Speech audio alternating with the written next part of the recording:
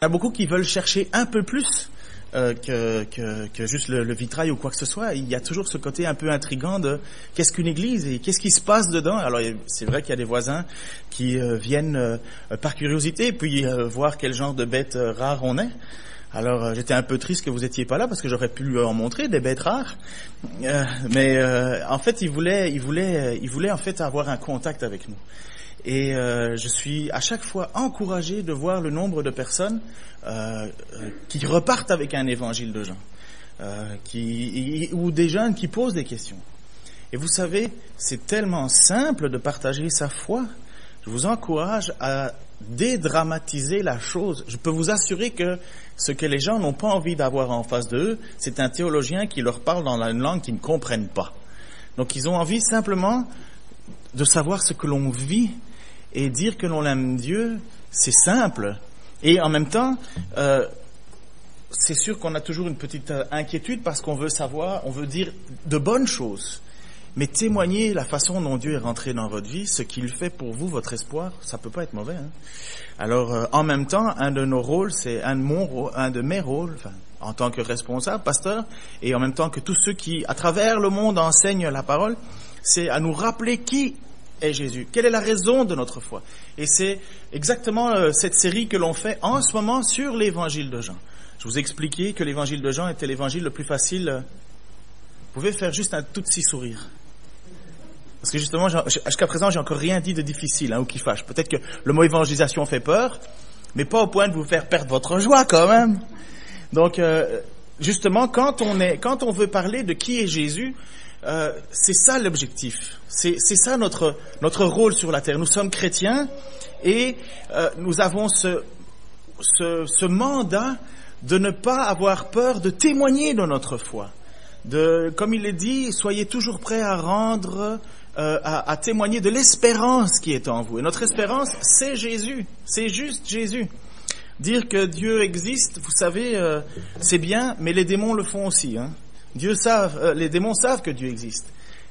Mais explique. Et encore, même le texte de Jacques dit que eux, ils tremblent, les démons, parce qu'ils savent qu'il existe, mais en même temps, ils savent qui il est. Donc, c'est pas juste une idée volatile. Ils savent qu'il est le Dieu de justice.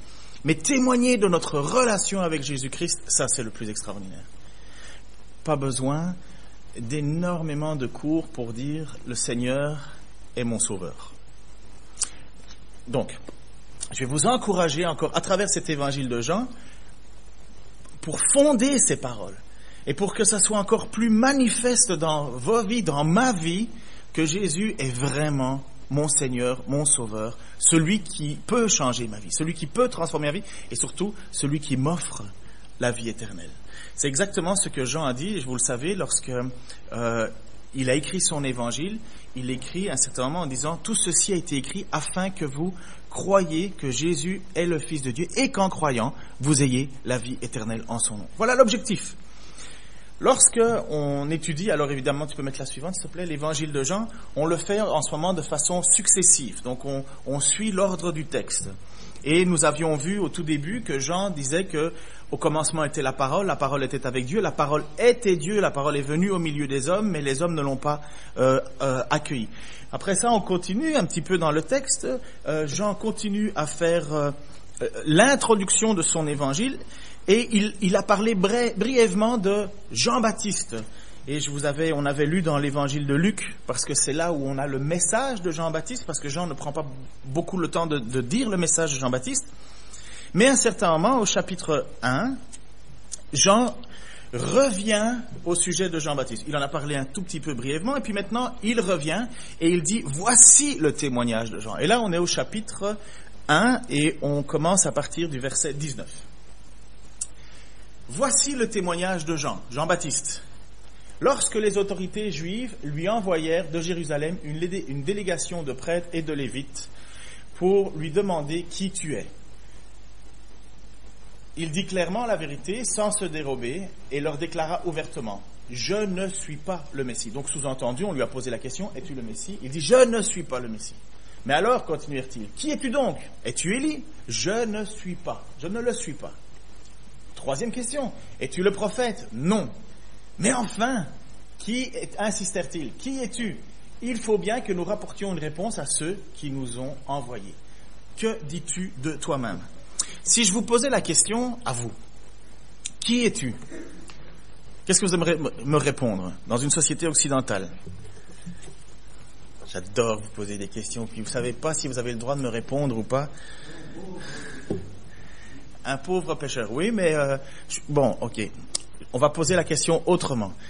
Tu vas au magasin et la personne te demande « Qui es-tu » Tu vas définir, vous allez définir.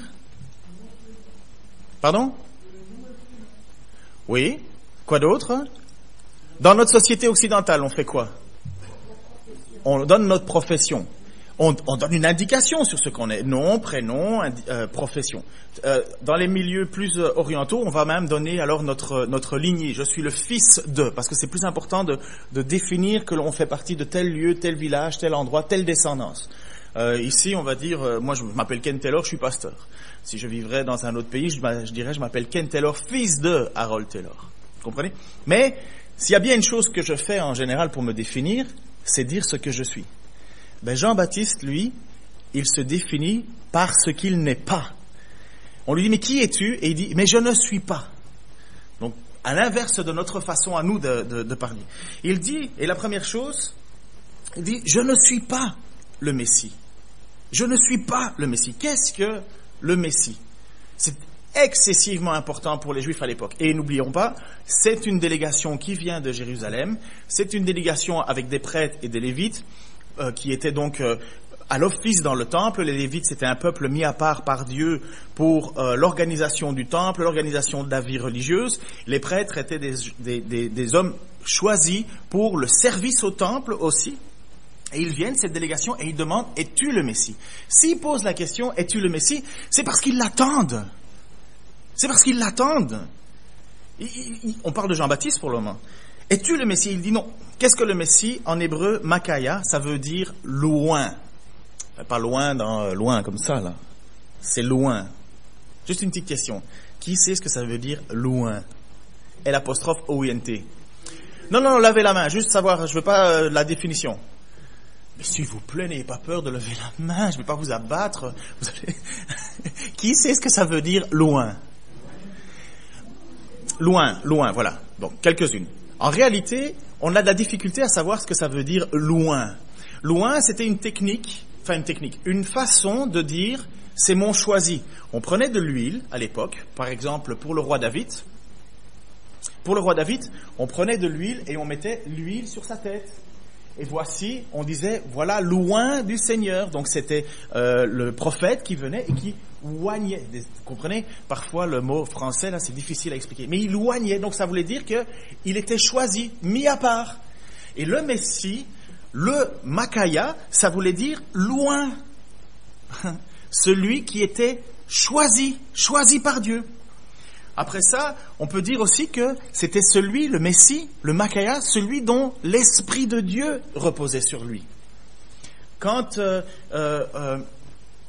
justement on avait cette imposition des mains à l'époque, on disait voilà, c'est une idée de imposer, de faire une transmission de l'Esprit du Seigneur, le oint, le choisi. Et ce oint, ce Messie, ce Makaya que les Juifs attendaient, il était normalement et attendu pour être celui qui allait délivrer son peuple et établir le royaume. Donc quand les prophètes viennent, enfin les religieux viennent, ils demandent, es-tu ce oint? À Jean-Baptiste, es-tu ce Messie? Es-tu celui qui va nous délivrer, qui va établir le royaume? Jean-Baptiste dit non. Aujourd'hui, quelle est la différence entre Messie pour nous et Christ aujourd'hui? Le mot grec, oindre, c'est kyrio. Kyro. Allez, les personnes âgées, vous avez bien un chiropractor. Non, c'est pas la même chose, c'est cryo. Et cryo, ce qui a donné par la suite, donc le mot grec oint qui est cryo, qui a donné par la suite le mot Christos, en latin qui se traduit par Christus, et aujourd'hui en français, qui s'appelle Christ. Donc Christ, Messie, oint, même chose.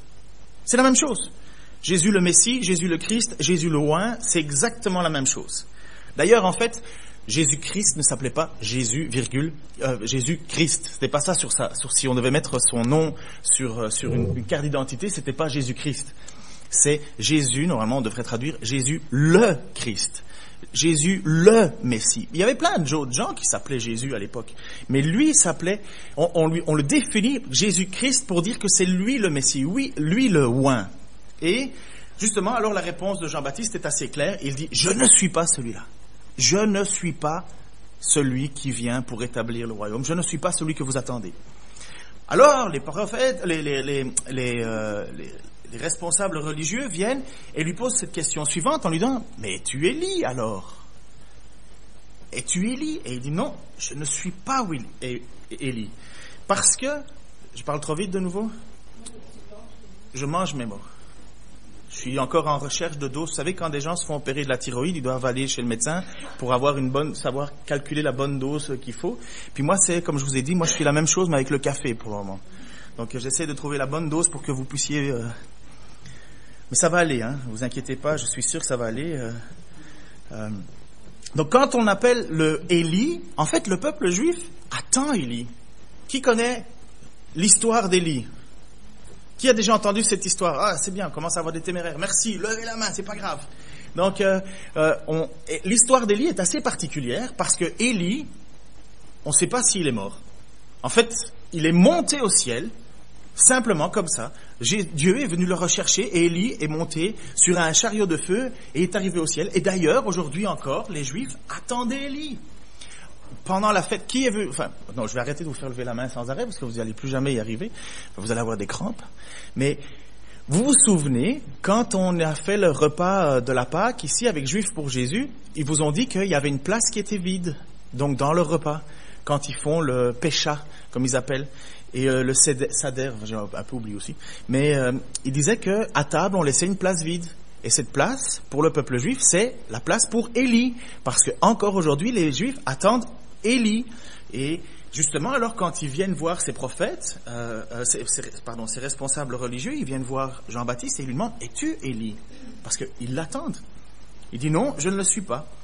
L'histoire d'Élie, elle se trouve dans chapitre 2 de 2 Rois. Et voici ce qui est la montée d'Élie au ciel. Élie, c'était un grand prophète, un immense prophète, qui a accompli d'extraordinaires choses. Et Élie allait faire la passation de son ministère. Il allait le donner à Élisée. Et à un certain moment, il marche sur la route et au milieu d'eux, un char de feu. Pas un char en feu, un char de feu. Donc quelque chose, un char, au Québec, un char, c'est une voiture. Ici, un char, c'est pas un tank Sherman qui est sur la place, je ne sais plus où, là. C'est un, ben vous le savez, là, c'est un truc tiré par des chevaux, un truc. Ok, ben vous avez l'image en tête. Et Élie marche sur la route avec Élisée et à un certain moment, ce char passe au milieu d'eux. Et ce char est flamboyant, et en fait, il est venu du ciel, ce char, et il va repartir au ciel, et voici l'histoire. Pendant qu'il continuait à marcher, tout en parlant, un char de feu, tiré par des chevaux de feu, vint entre eux et les sépara l'un de l'autre. Élie fut entraîné au ciel dans un tourbillon de vent. À cette vue, Élisée s'écria, « Mon père, toi qui étais comme les chars d'Israël et ses équipages. » Puis il le perdit de vue. Saisissant alors ses vêtements, il les déchira en deux, donc Élisée, et ramassa le manteau qui était tombé des épaules d'Élie et il le mit.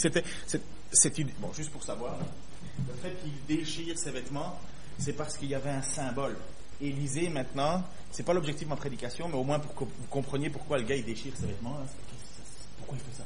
En fait, le symbole, c'est que le vêtement qui était sur Élie, symbolisait son rôle de prophète, de choisi. Alors il prend son vêtement, Élisée, et il prend le vêtement d'Élie, le met sur lui, et maintenant Élisée devient le prophète attitré, choisi. Mais là, voilà, donc depuis cette histoire, Élie est monté dans un tourbillon de feu, devant, au ciel, et encore aujourd'hui, les Juifs attendent Élie, et ils posent la question à Jean-Baptiste, alors, es-tu Élie? Et Jean-Baptiste dit, non, je ne le suis pas. Mais, ils attendent ces Juifs-là. Et dans Malachie, chapitre 4, verset 5, il est dit ceci, « Voici, je vous envoie Élie, le prophète, avant que le jour de l'Éternel arrive, ce jour grand et terrible. » Ce qui est particulier, et peut-être que vous le savez, peut-être pas, quand on vient poser la question à Jean-Baptiste, es-tu Élie? Jean-Baptiste dit non, je ne le suis pas. Mais quand on pose la question à Jésus plus tard, en lui disant, mais normalement Élie devait venir avant toi, Jésus répond, Élie est effectivement venu et c'était Jean-Baptiste. Alors, certains commentateurs ont dit, ça y est, il y a contradiction, ils ne savent pas ce qu'ils disent, parce que dans le texte, donc on pose la question à Jésus, ils lui demandèrent alors pourquoi les spécialistes de la loi disent qu'Élie doit venir en premier lieu. Oui, leur dit-il, c'est Jésus qui répond, Élie vient d'abord pour remettre toutes choses en ordre. Pourquoi l'Écriture annonce-t-elle aussi que le Fils de l'homme souffrira beaucoup et sera traité avec mépris? En fait, je vous le déclare, Élie est venu et ils l'ont traité comme ils l'ont voulu, comme l'Écriture l'a annoncé à son sujet. Il parlait de Jean-Baptiste. En fait, Élie, c'est pas... Jean-Baptiste, c'était le symbole d'Élie. C'était pas le même Élie. Parce que Jean-Baptiste ne sait même pas, il n'y a pas une réincarnation d'Élie dans Jean-Baptiste. C'est pas ça. C'est que Jean-Baptiste est venu faire la mission d'Élie. Et cette mission était d'annoncer le retour de Jésus-Christ, d'annoncer le retour du Messie. Et est-ce que j'avais mis l'image juste avant? Bon, voilà. Et le but de Jean-Baptiste, le but de Élie, c'était de remettre les choses en ordre, de préparer le terrain. Et voilà que qui est Jean-Baptiste, mais il ne le sait pas. C'est pour ça que quand il pose la question, alors es-tu Élie? Il dit non, je ne le suis pas. Mais Jésus dit oui, il l'est. C'était sa mission. Est-ce que c'est clair? Parce que au niveau théologie, là, ils écrivent des pages et des pages et des pages et des pages et des pages là-dessus, parce qu'ils sous-entendent une contradiction, qu'en fait ils étaient mêlés et compagnie. Non, ils n'étaient pas mêlés. C'est juste que Jean-Baptiste avait cette mission, mais il n'était pas Élie. Il faisait la mission d'Élie. Il était le symbole d'Élie. Et quand les pharisiens, les responsables sont venus voir Jean-Baptiste, il y avait une autre raison qui les incitait à penser que c'était Élie. C'est parce que Élie, il était habillé bizarrement à l'époque. On le sait, c'était dans les textes. Et en même temps, Jean-Baptiste, qui se souvient de la façon dont Jean-Baptiste s'habillait? École du dimanche, vous avez certainement fait des dessins avec vos stylos ou vos pastels. Non? Vous n'avez pas fait les dessins de Jean-Baptiste?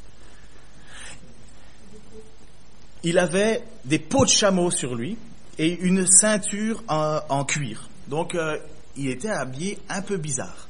Et en même temps, nous savons qu'il avait fait le vœu de Naziréa. Vous connaissez le vœu de Naziréa? C'est un vœu où les gens ne coupaient pas leurs cheveux et en même temps ne buvaient pas d'alcool et ils étaient consacrés à l'Éternel. Donc vous imaginez un homme, on peut l'imaginer, mais quelqu'un habillé avec une peau de chameau. C'est pas beau, hein, la peau de chameau.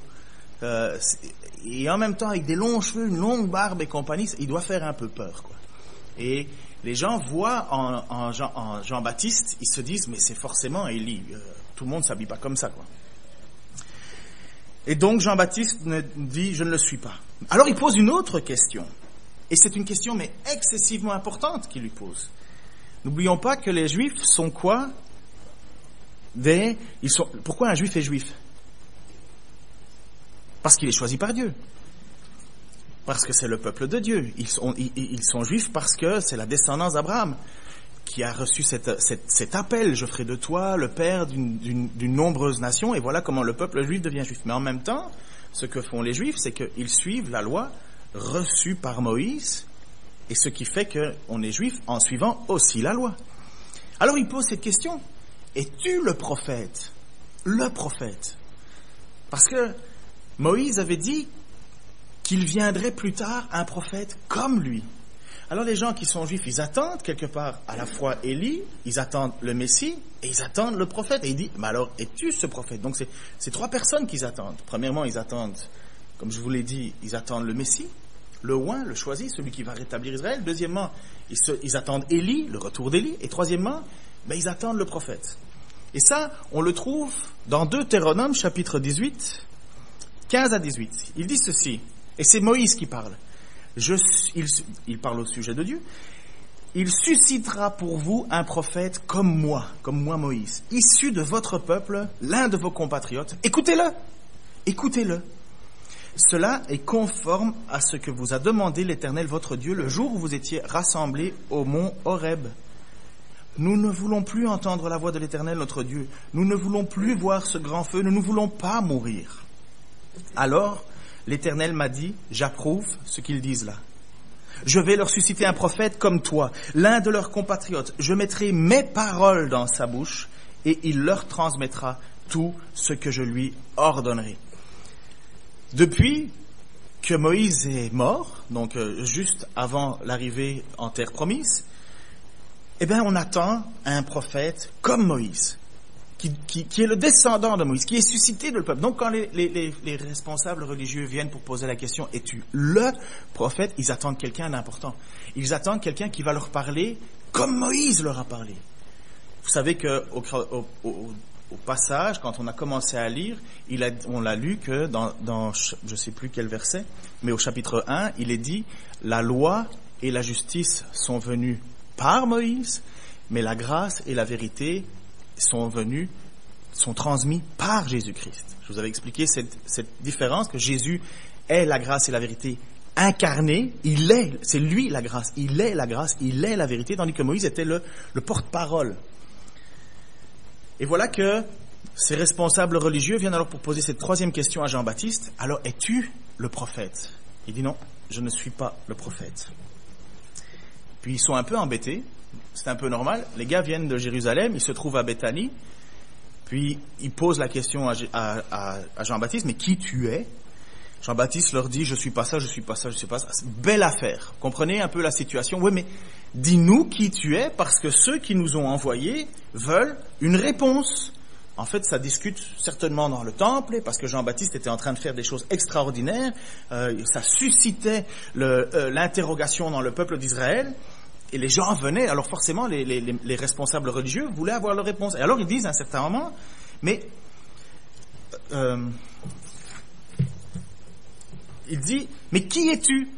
Les envoyés lui continuèrent à l'interroger, mais si tu n'es pas le Messie, si tu n'es pas Élie le prophète, pourquoi donc baptises-tu? Jean-Baptiste va définir qui il est. Il va dire, écoutez ce que je suis. Est-ce que c'est l'image suivante, chérie? Moi, donc enfin Jean-Baptiste répond à sa question, je suis cette voix dont parle le prophète Ésaïe. La voix de quelqu'un qui crie dans le désert, préparez le chemin pour le Seigneur. Donc, quand enfin il répond à la question, il dit, moi, je suis une voix qui crie dans le désert, préparez le chemin pour le Seigneur.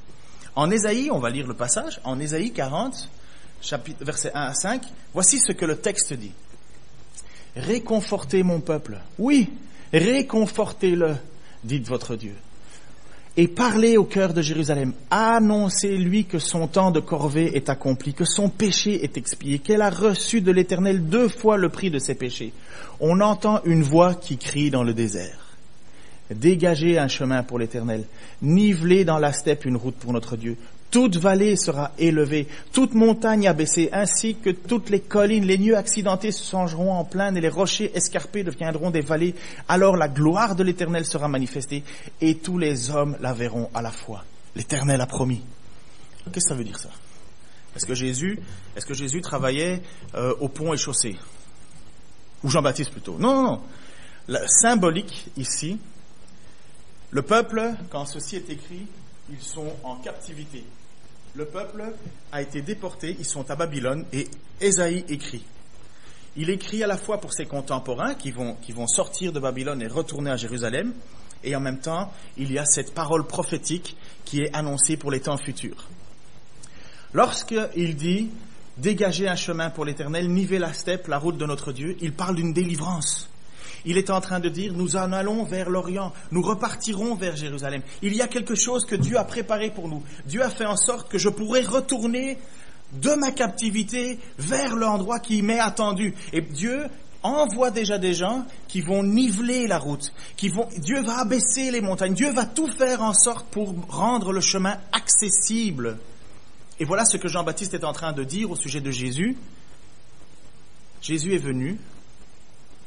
Il est là, moi je suis venu comme une voix qui crie dans le désert, préparez-vous au changement, préparez-vous à la délivrance, préparez-vous à ce que Dieu vous facilite la vie, la tâche pour revenir à lui. Voilà ce que Jean-Baptiste est en train de dire.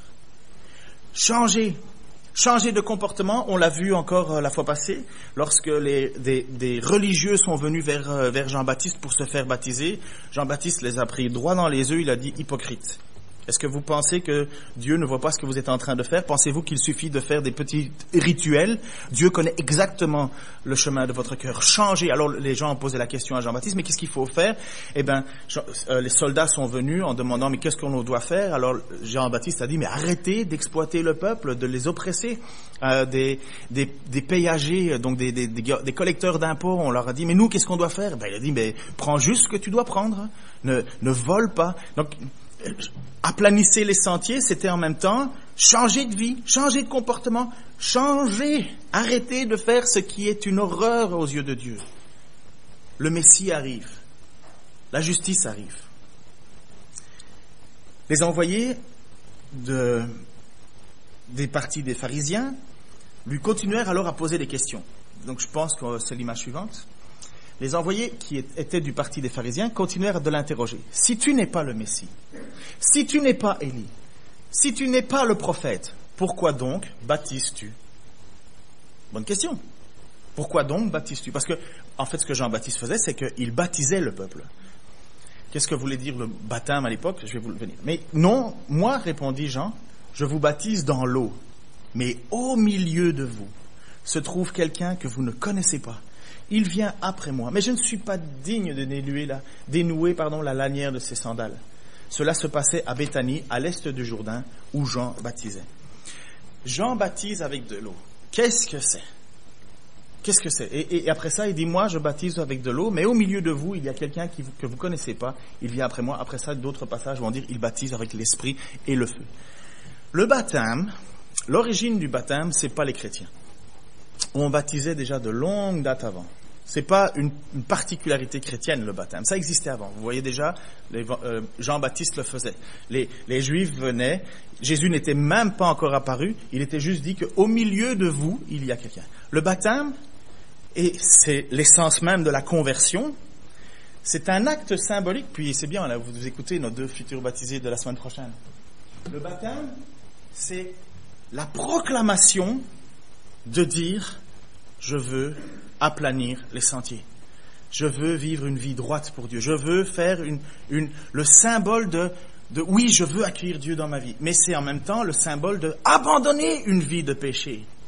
Abandonner une vie qui n'est pas la vie que Dieu demande. Ce n'est pas parce que je suis trempé dans l'eau et ressorti que voilà, hop, tout fonctionne, tout est réglé. Non, non. C'est la proclamation de ce que je veux vivre à l'intérieur. C'est pourquoi Jean-Baptiste n'a pas peur de parler aux responsables, aux religieux qui viennent en disant « vous êtes juste des hypocrites. Vous croyez que vous jeter à l'eau, ça va changer quelque chose ?» C'est ça le baptême.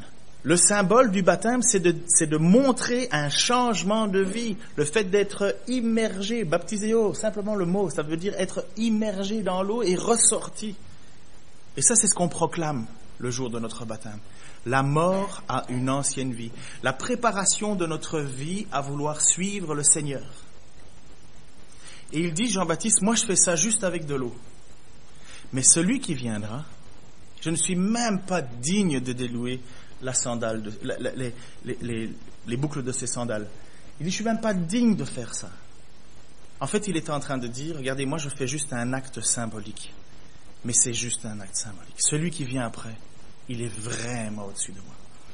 Et ça se passait à Béthanie, de mémoire. Qui sait ce qui s'est passé d'autre à Béthanie? Je l'ai juste appris hier, hein, alors ça fait avant-hier. Béthanie, c'est l'endroit où Jésus a ressuscité qui? Lazare. Encore, c'est symbolique, mais à la fois, Béthanie, c'est l'endroit où il se passe la proclamation que le Messie arrive, et Béthanie est l'endroit où Jésus-Christ prouve sa divinité en disant « Je suis la résurrection et la vie », et c'est là où il fait sortir Lazare.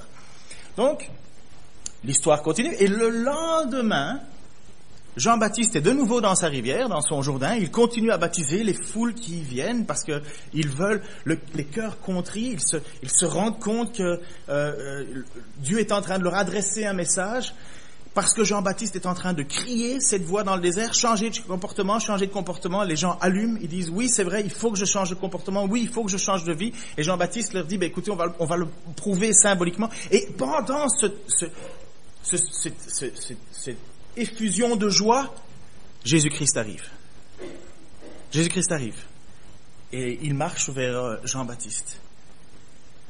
Et voilà ce que le texte dit. Le lendemain, Jean aperçut Jésus qui se dirigeait vers lui.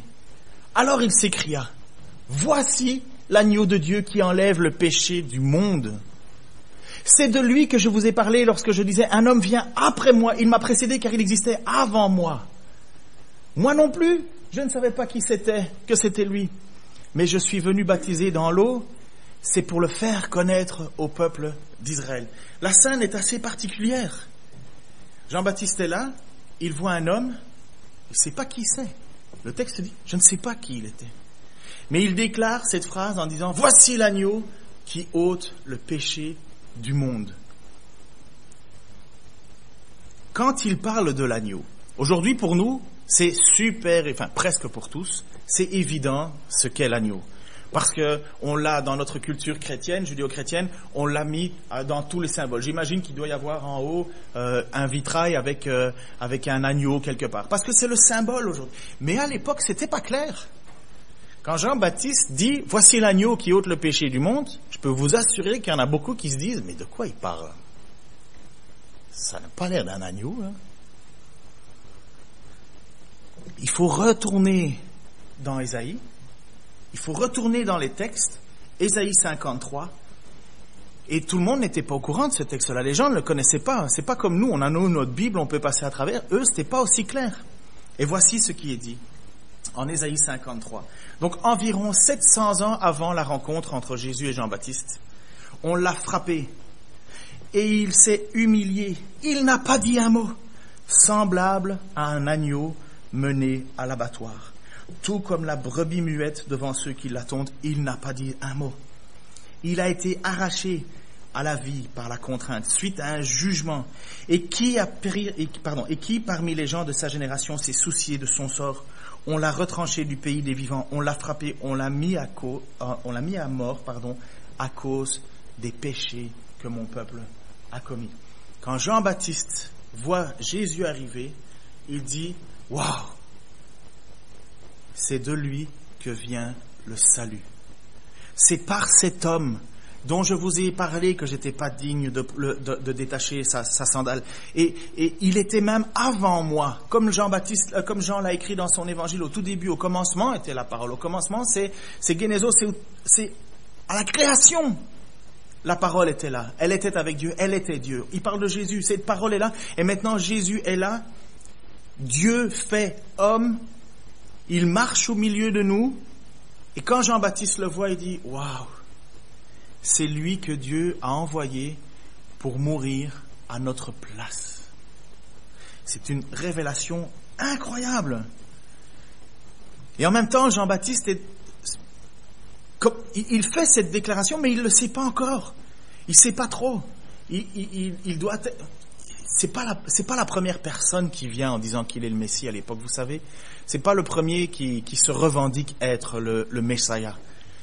Et il y en a beaucoup qui l'ont fait. Et il y en a beaucoup qui se sont pris pour les libérateurs. Et si vous lisez un peu les livres apocryphes après ça, vous allez pouvoir lire dans les Maccabées et compagnie, il y en a encore d'autres qui sont venus. Même quand il y a eu le procès des apôtres,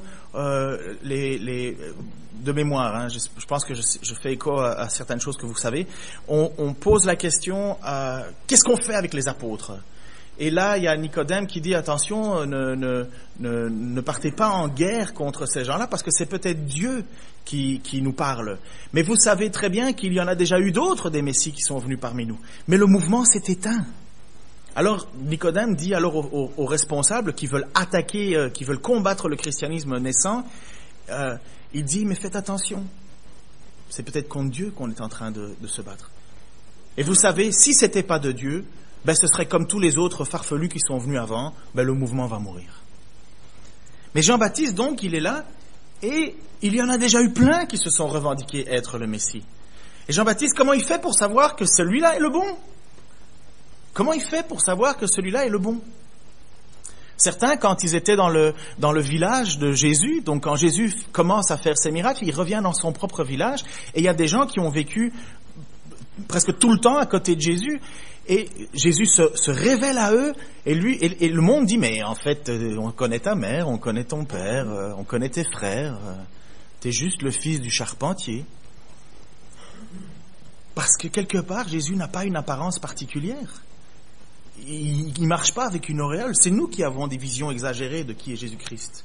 Il y a Jésus-Christ après en gloire dans les Apocalypses. Mais quand Jésus arrive, c'est un homme totalement comme les autres.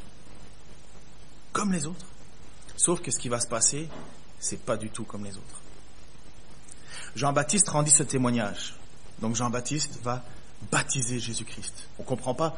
En fait, le baptême de Jésus-Christ, c'est le début de son ministère. Jésus-Christ s'est pas fait baptiser pour ses péchés. Il n'en a pas. Il n'a pas de péché. Il n'a commis aucune faute devant Dieu. C'est pourquoi il peut sacrifier sa vie à Dieu pour les autres. Il n'a pas besoin de payer le prix pour sa propre vie. Il peut offrir sa vie pour d'autres. Il est sans péché. Donc quand Jésus vient pour se faire baptiser, ça n'a rien à voir avec l'expiation des péchés. C'est parce que Jean-Baptiste a reçu une parole de l'Éternel. Jean-Baptiste rendit ce témoignage. J'ai vu l'Esprit descendre du ciel comme une colombe se poser sur lui. Au moment où Jean baptise Jésus, il le sort de l'eau. Je savais que c'était lui. Je ne savais pas que c'était lui. Jean dit, je ne savais pas que c'était lui. Mais Dieu m'a envoyé baptiser dans l'eau, qui m'avait envoyé baptiser dans l'eau, m'avait dit, tu verras l'Esprit descendre et se poser sur un homme. C'est lui qui baptisera dans le Saint-Esprit. Jean-Baptiste voit Jésus arriver. Est-ce que c'est le bon? Est-ce que c'est pas le bon? D'autres textes vont nous faire comprendre que Jean-Baptiste cherchait à savoir si c'était vraiment Jésus était vraiment le Messie. Est-ce que c'était vraiment l'objet de sa mission à Jean? Et Jean a reçu cette révélation de Dieu. Celui dont mon esprit va descendre sur lui, c'est lui qui baptisera avec le Saint-Esprit. Et voici ce que Jean-Baptiste dit. Donc c'est Jean-Baptiste qui le dit. L'image suivante, s'il te plaît. Or cela, je l'ai vu de mes yeux, et je l'atteste solennellement, cet homme est le Fils de Dieu.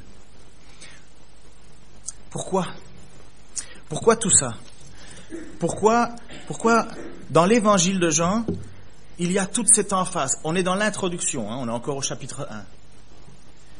Parce que tout ce qui va être écrit par la suite, tout ce que Jésus va déclarer par la suite, tout ce que l'on va lire, tout ce que vous allez lire, si vous pensez que Jésus est juste le fils du charpentier, nous n'aurons jamais la vie en son nom. Nous n'aurons jamais le cadeau promis par Dieu. Mais si nous croyons comme Jean-Baptiste, qui était au courant des révélations, qui était au courant des prophéties, et qui a même reçu de la part de Dieu le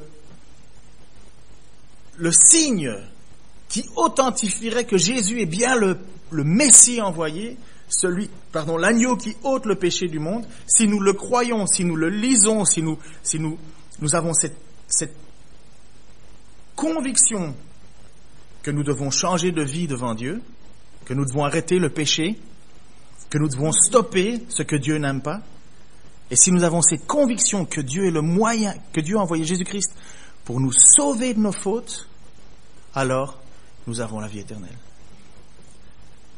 C'est tout. C'est simple, mais ça prend une conviction. Et Jean, quand il écrit son évangile, il fait témoigner Jean-Baptiste qui dit, je l'atteste, celui-ci est le Fils de Dieu. Vous connaissez un autre homme qui a dit cela? Qui n'était pas chrétien. Le centurion, oui, à la croix. Il perce Jésus-Christ, qui est mort. Il y a de l'eau qui coule, et avec du sang, mélangé avec du sang. Le centurion a vu, évidemment, tout ce qui s'est passé à la croix.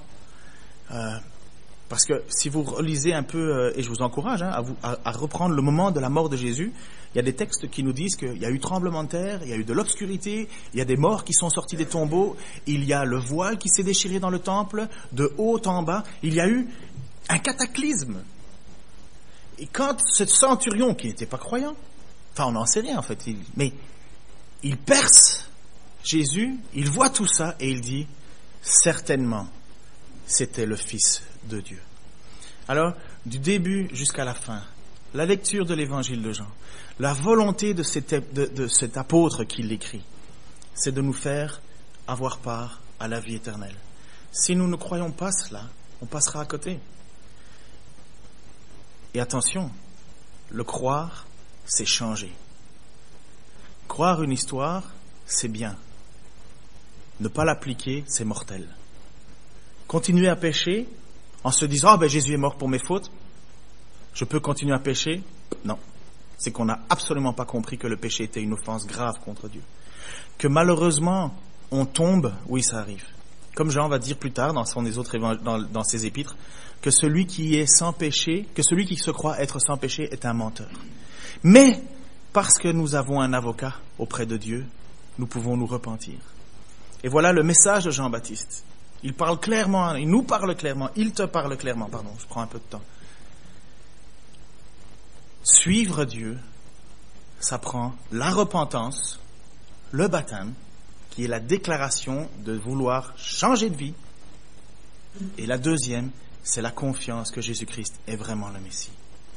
Et qu'en le croyant, j'ai la vie en son nom. Alors, on va continuer pendant notre série, pas la semaine prochaine c'est un spécial baptême.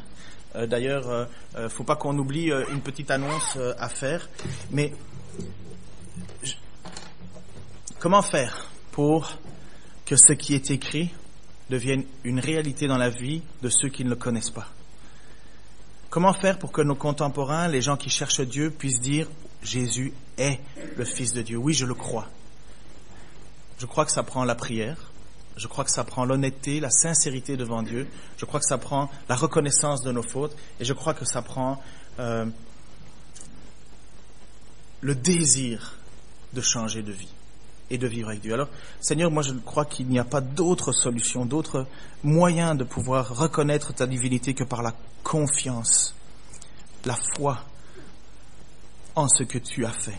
Je te remercie que tu as donné à Jean d'écrire cet évangile et de nous transmettre, Seigneur, tes vérités. Je te prie, Seigneur, que cette vérité qui vient de ta parole, qui est ta parole, transforme nos vies. Oh Seigneur, je te prie que nous ne soyons pas hypocrites devant toi. Je te prie, Seigneur, que ce qui est la confession de nos bouches se traduise dans des actes. Seigneur, que je n'ai pas constamment à rougir de mon attitude en lisant tes paroles, Seigneur. Mais je te remercie aussi que, parce que malheureusement nous sommes encore prisonniers de ce corps, prisonniers de nos habitudes, il arrive, Seigneur, que l'on pêche. Et je te remercie que nous pouvons venir à toi et te demander pardon. Et nous savons que tu es juste et fidèle pour nous pardonner. Je te prie, Seigneur, pour ceux qui ne te connaissent pas bien, pour ceux qui ont entendu des choses à ton sujet, mais qui n'ont pas cette marche avec toi, cette proximité avec toi. La présence, Seigneur, comme tu dis, je baptiserai du Saint-Esprit. Et nous te demandons, Seigneur, pour ceux qui te connaissent juste, raisonnablement, je te demande, Seigneur, que tu les transformes, que tu viennes habiter en eux, que tu viennes les baptiser de ton esprit, qu'ils aient cette vie, Seigneur, en harmonie avec toi, cet esprit, Seigneur, qui nous convainc de pécher, cet esprit qui nous fait désirer être comme toi. Seigneur, je te prie pour ceux qui ne te connaissent pas du tout, qui te cherchent et qui sont pris, Seigneur, dans le méandre d'une vie qui les éloigne constamment de toi et les dirige inévitablement vers l'enfer. Seigneur, je te prie que tu te révèles à eux et que tu leur montres tes mains et tes pieds troués pour leurs fautes et qu'ils puissent avoir cette certitude que tu es un Dieu qui ouvre les bras et ne désire qu'une seule chose, c'est les accueillir pleinement, qui désire qu'une seule chose, les pardonner. Seigneur, transforme nos vies, transforme ma vie, continue, Seigneur, à faire ton œuvre et que d'autres encore puissent se joindre à nous pour te louer parce que tu en es le seul digne. Dans le nom de Jésus-Christ. Amen. On va prendre le temps de la Sainte Seine. Alors j'ai demandé à mon ami du Québec. Alors c'est lui, la Gaspésie.